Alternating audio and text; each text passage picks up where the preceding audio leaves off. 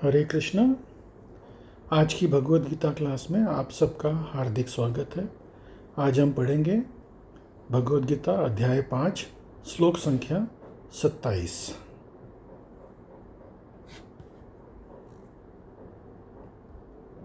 स्पर्शान् कृत्वा बहिर्बाह्यान् चक्षुश्चैवान्तरे भ्रुवोः प्राणापानौ समो कृत्वा नासाभ्यन्तरचारिणौ यतेन्द्रियमनोबुद्धिः मुनिर्मोक्षपरायणः विगतेच्छाभयक्रोधो यः सदा मुक्त एव सः। अनुवाद। समस्त इंद्रिय विषयों को बाहर करके दृष्टि को भौं के मध्य में केंद्रित करके प्राण तथा अपान वायु को नुथनों के भीतर रोककर और इस तरह मन इंद्रियों तथा बुद्धि को वश में करके जो मोक्ष को लक्ष्य बनाता है वो योगी इच्छा भय तथा क्रोध से रहित हो जाता है। जो निरंतर इस अवस्था में रहता है वो अवश्य ही मुक्त है। तो यहाँ पे भगवान जो है ध्यान के बारे में बता रहे हैं कि अगला अध्याय जो है वो है ध्यान योग। तो उसका इंट्रोडक्शन दे रहे हैं कि ध्यान कैसे करना चाहिए। तो ध्यान करने की विधि क्या है।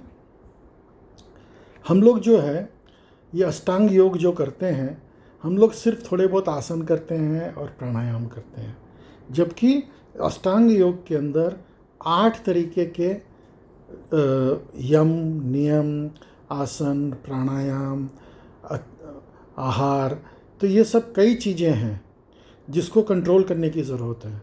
लेकिन हम लोग सिर्फ बस थोड़े बहुत आसन वासन करते हैं, थोड़े बहुत प्राणायाम करते हैं और उसी को योगा समझ लेते हैं, लेकिन ये गलत धारणा है। योगा जो है असली में योग का मतलब है प्लस भगवान से जुड़ना, और अष्टांग योग के 8 आयाम हैं। तो उसके अंदर ये ध्यान जो है ये भी एक आयाम है। तो यहाँ पे भगवान जो है ध्यान के बारे में बता रहे हैं कि ध्यान कैसे करना चाहिए। एकांत स्थली में बैठ करके थोड़े से ऊंचे आसन पे बैठ करके अपने भौं के बीच में अपना ध्यान केंद्रित करके आंखें बंद करके ध्यान करना चाहिए। लेकिन इसको अर्जुन तुरंत ही रिजेक्ट कर देता है। अर्जुन बोलता है, बोला प्रभु आप बोलोगे तो मैं एक ऐसा अपने बाणों से एक ऐसा कमरा बना सकता हूँ जिसमें हवा भी प्रवेश न कर सके, लेकिन अगर आप मेरे को बोलोगे कि तुम ध्यान लगा करके बैठ जाओ तो वो मेरे लिए इम्पॉसिबल है। अभी आप सोचो, अर्जुन जैसा इंटेलिजेंट आदमी, बुद्धिमान व्यक्ति, जो कि भगवान ने युद्ध भूमि के बीच में भगवद गीता तकरीबन 45 मिनट में ये भगवद गीता का ज्ञान अर्जुन को दिया, और अर्जुन ने उस ज्ञान को पूरी तरह से अपने जीवन में उतार लिया। इसका प्रमाण ये है कि जो अर्जुन पहले बोलता था कि मैं युद्ध नहीं करना चाहता हूँ, मैं भीख मांग करके जी लूँगा, वही अर्जुन बोलता है कि प्रभु नष्टो मोहम श्रुति लब्ध्वा, मेरा जो मोह है वो नष्ट हो गया है। जो कि अर्जुन पहले बोलता था प्रभु मैं मोह में फंस गया हूँ, मुझे आप बताओ कि मेरे को क्या करना चाहिए।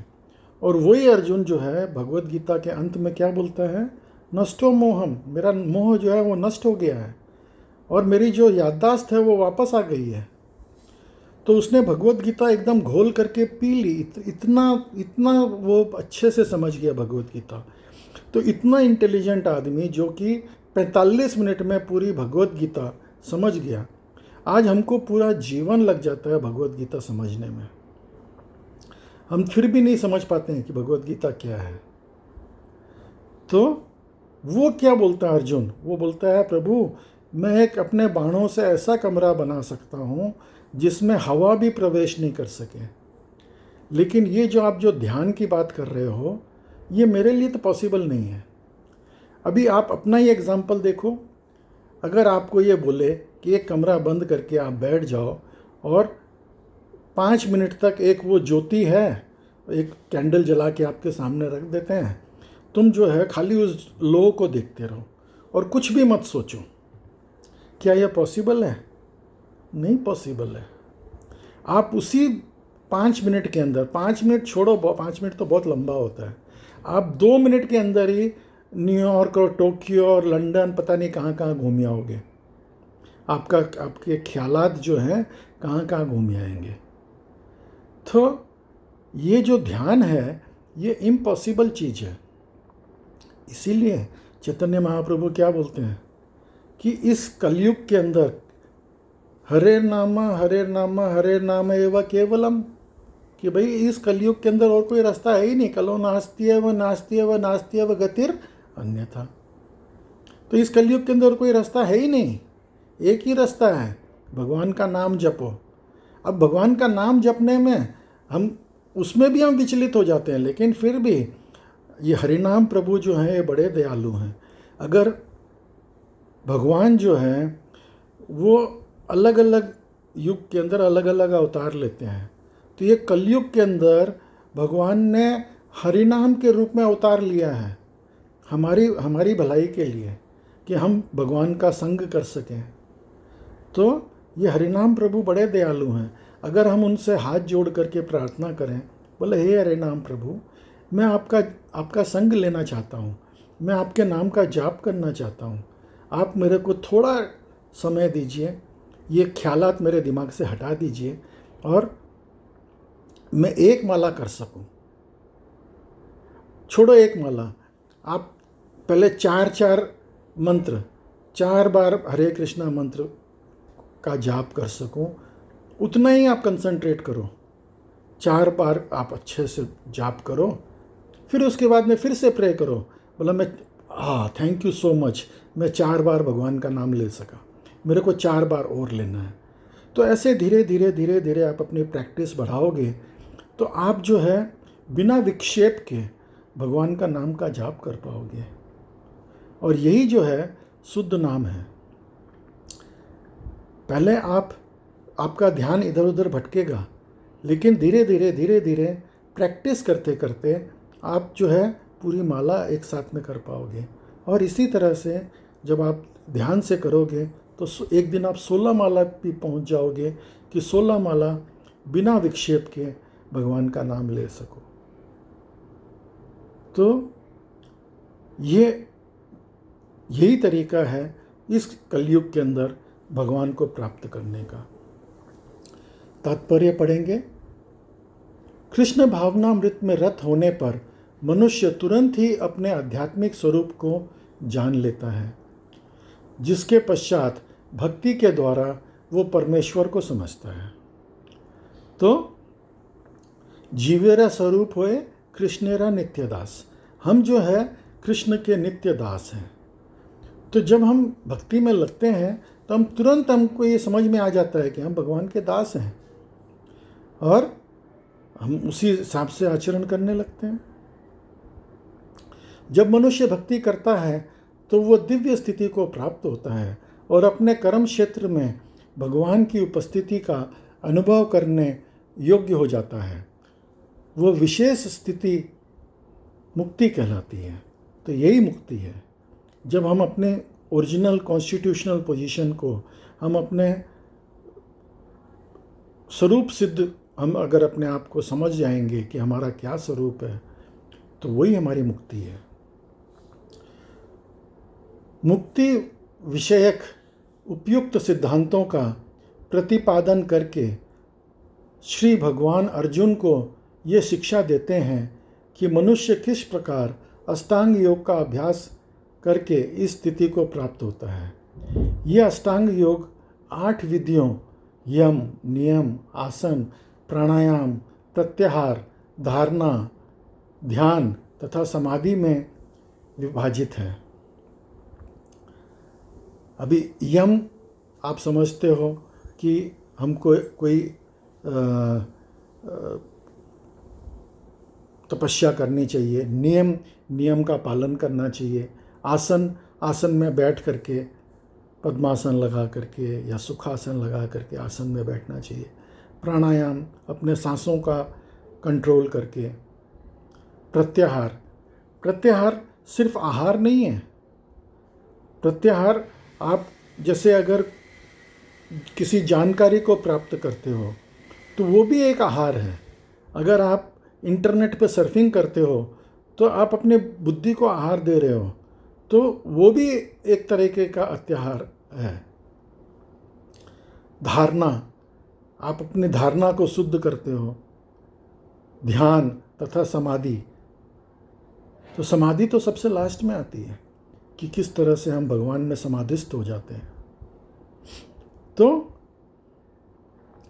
छठे अध्याय में योग के विषय में विस्तृत व्याख्या की गई है। पांचवें अध्याय, आज हम पांचवा अध्याय समाप्त करेंगे और कल से हम छठे अध्याय में जाएंगे।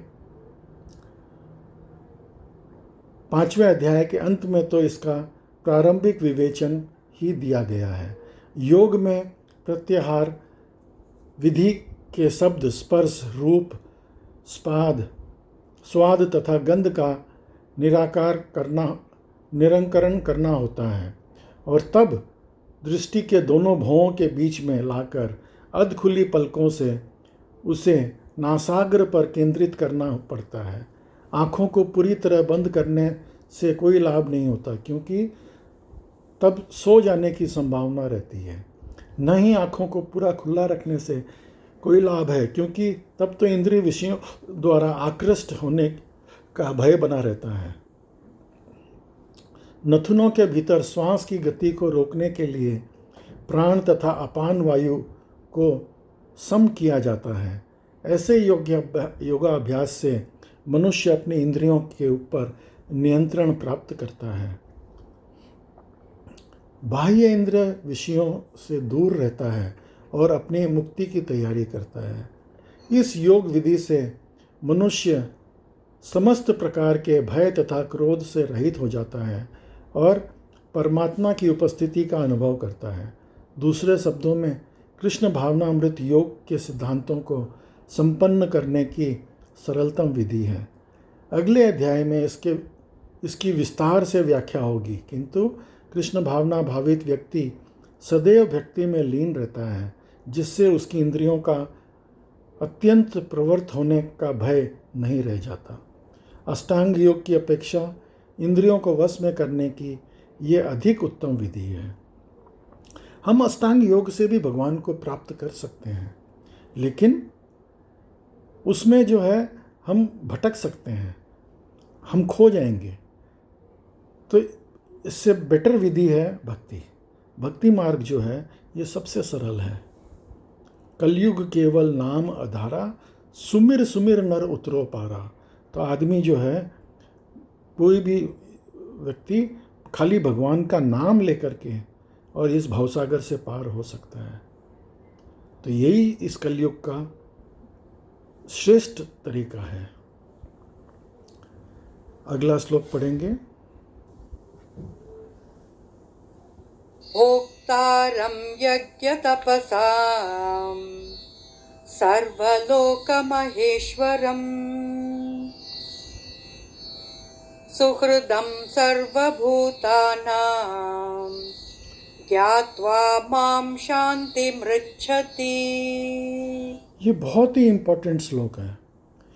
यहाँ पे भगवान बताते हैं, बहुत क्लियरली बता रहे हैं कि भोक्ताराम यज्ञ तपस्याम, ये जितने भी यज्ञ हैं उन सब का भोक्ता सिर्फ मैं हूँ।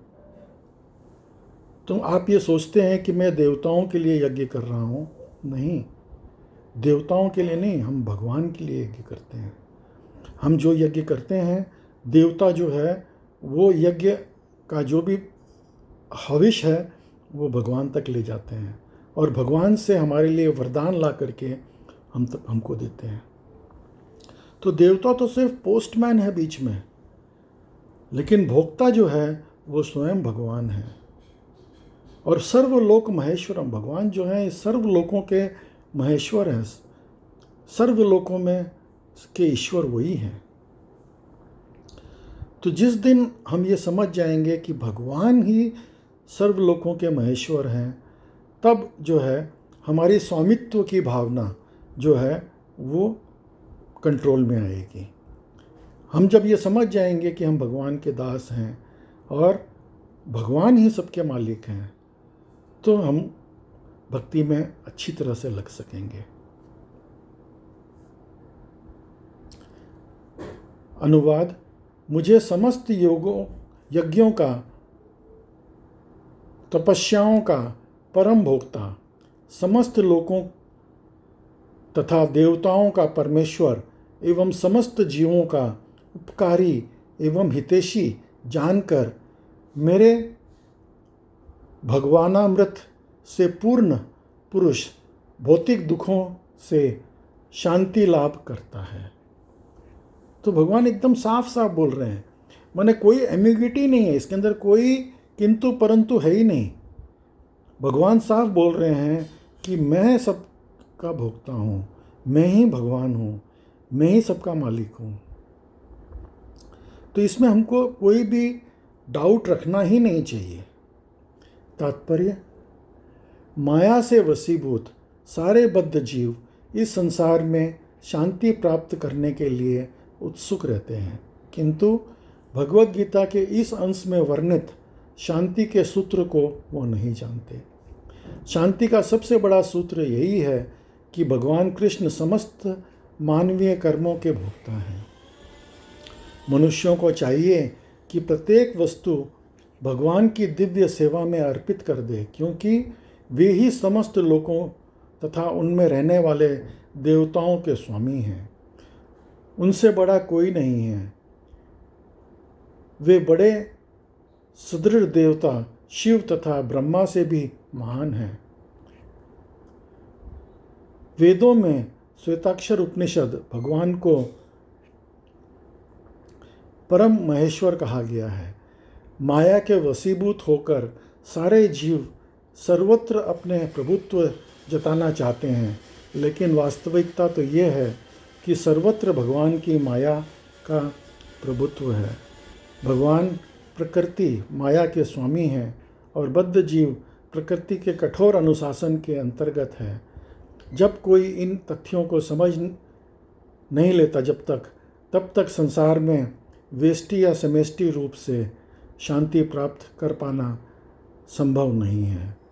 कृष्ण भावनामृत का यही अर्थ है। भगवान कृष्ण परमेश्वर हैं तथा देवताओं सहित सारे जीव उनके आश्रित हैं। पूर्ण कृष्ण भावनामृत में रहकर ही पूर्ण शांति प्राप्त की जा सकती है। ये 5वां अध्याय कृष्ण भावनामृत की, जिसे सामान्यतया कर्मयोग कहते हैं, व्यवहारिक व्याख्या है। यहाँ पर इस प्रश्न का उत्तर दिया गया है कि कर्मयोग से मुक्ति किस तरह प्राप्त होती है। कृष्ण भावनामृत में कार्य करने का अर्थ है परमेश्वर के रूप में भगवान के पूर्ण ज्ञान के साथ कर्म करना। ऐसा कर्म दिव्य ज्ञान से भिन्न नहीं होता। प्रत्येक कृष्ण भावनामृत भक्ति योग है और ज्ञान योग वह पथ है जिससे भक्ति योग प्राप्त किया जाता है। कृष्ण भावनामृत का अर्थ है परमेश्वर के साथ अपना संबंध को पूर्ण ज्ञान प्राप्त करके कर्म करना, और इससे चेतना की पूर्णतया का अर्थ है। कृष्ण का, श्री भगवान का पुनर्ज्ञान शुद्ध जीव भगवान के अंश रूप में ईश्वर का शाश्वत दास है। ये माया पर प्रभुत्व जताने की इच्छा से ही माया के संपर्क में आता है और यही उसके कष्टों का मूल कारण है। जब तक वो पदार्थ के संपर्क में रहता है उसे भौतिक आवश्यकताओं के लिए कर्म करना पड़ता है, किंतु कृष्ण भावनामृत उसे पदार्थ की परिधि में स्थित होते हुए भी आध्यात्मिक जीवन में ले आते हैं, क्योंकि भौतिक जगत में भक्ति का अभ्यास करने पर जीव का दिव्य स्वरूप पुनः प्रकट हो जाता है। जो मनुष्य जितना ही प्रगत है वो उतना ही पदार्थ के बंधन से मुक्त रहता है। भगवान किसी का पक्षपात नहीं करते। वो तो कृष्ण भावनामृत के लिए व्यक्तिगत व्यवहारिक कर्तव्य पालन पर निर्भर करता है, जिससे मनुष्य इंद्रियों पर नियंत्रण प्राप्त करके इच्छा तथा क्रोध के प्रभाव में जीत लेता है। और जो कोई उपयुक्त काम इच्छाओं को वश में करके कृष्ण भावनामृत में दृढ़ रहता है, वह ब्रह्म निर्वाण या दिव्य अवस्था को प्राप्त होता है। कृष्ण भावनामृत में अष्टांग योग पद्धति का स्वयमेव अभ्यास होता है, क्योंकि इससे अंतिम लक्ष्य की पूर्ति होती है। यम, नियम, आसन, प्राणायाम, प्रत्याहार, धारणा, ध्यान तथा समाधि के अभ्यास द्वारा धीरे धीरे प्रगति हो सकती है, किंतु भक्ति योग में तो ये प्रस्तावना के स्वरूप है, क्योंकि केवल इसी से मनुष्य को पूर्ण शांति प्राप्त हो सकती है। यही जीवन की परम सिद्धि है। इस प्रकार श्रीमद् भगवद गीता के 5वें अध्याय कर्म योग कृष्ण भावना भावित कर्म का भक्ति वेदांत तात्पर्य पूर्ण हुआ। तो आपने देखा होगा कि बंदर को कैसे पकड़ा जाता है, या सुना होगा। अभी एक बंदर को पकड़ने के लिए जो शिकारी होते हैं वो क्या करते हैं, एक छोटे मुंह का मटका लेते हैं और उसके अंदर चना भर देते हैं। अब बंदर जो है उसके अंदर हाथ डाल करके वो चना पकड़ता है। तो जब उसका मुट्ठी खाली होता है तो उसका हाथ आसानी से उस छोटे मुंह के घड़े में चला जाता है। अंदर जाकर के वो अपने मुट्ठी में चना भर लेता है। अब जब मुट्ठी बंद कर लेता है तो उसकी मुट्ठी फूल जाती है। फिर वो उसमें घड़े में से हाथ निकालने की कोशिश करता है तो वो निकाल नहीं पाता। तो उसको लगता है कि घड़े ने उसको पकड़ लिया, जबकि ऐसा कुछ नहीं है। अगर वो चना छोड़ दे और खाली हाथ वापस बाहर निकाले तो निकाल सकता है। तो उसी तरह से ये माया जो है ये इतनी प्रबल है, हम माया को पकड़ते हैं और माया जो है वो हमको अपने बस में कर लेती है। लेकिन अगर हम उस माया को छोड़ दें तो हम बड़ी आसानी से उस माया से बच सकते हैं। और उस माया से बचने का सबसे अच्छा तरीका है भक्ति। अगर आप भक्ति करोगे तो उस माया से बच जाओगे, आप स्वामित्व से बच जाओगे। आपको लगेगा कि हम स्वामी हैं तो आप उस चने को पकड़े रहोगे। आपको लगेगा कि मैं स्वामी नहीं हूँ, मैं तो भगवान का दास हूँ, भगवान मुझे जितनी मेरे को ज़रूरत है उतना भगवान मुझे देंगे, तो आप उसको छोड़ दोगे और वहाँ से आप निकल जाओगे और आप बच जाओगे। तो यही तरीका है भक्ति करने का कि हम जो है सबसे पहले अपने आप को भगवान का दास समझें। जिस दिन हम ये समझ लेंगे कि हम भगवान के दास हैं और भगवान सबके स्वामी हैं, उस दिन हम इस माया से बच सकेंगे। तो आज की भगवद गीता क्लास में आप सब सम्मिलित हुए, उसके लिए बहुत बहुत धन्यवाद। हरे कृष्णा।